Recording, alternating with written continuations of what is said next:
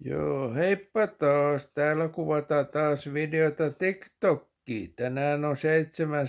päivä heinäkuuta 2026 ja vähän pitää videotakin kuvailla, että ulkona on semmoinen tihkusateinen pilvinen päivä ja lämpötila on alle 12 astetta celsiusta, että masentava päivä, jolloin tätä päivää voi käyttää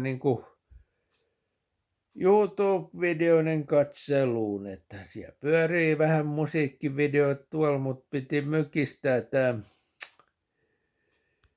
telkkari, ettei TikTokit ja YouTubeit mykistä tätä mun hienoa videota.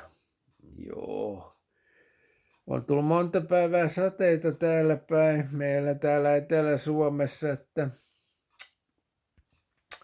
ja menee varmaan vielä muutama päivä, että on jotain sateita, tihkusateita tai muuta epävakaista säätä. Että tällaista kivaa, että menee monta päivää vielä, että pääsee polkupyöräilemään.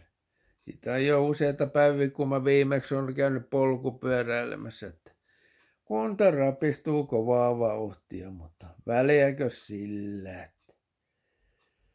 Ikää on jo niin paljon, että ei polkupyöräily enää kiinnosta samalla mitalla kuin se jotain 25 vuotta sitten, kun mä aloitin varsinaisen polkupyöräillä vuonna 2001. Joo, eipä tässä sen kummempaa, että heippa taas tällä kertaa täältä meiltä Etelä-Suomesta. Heippa!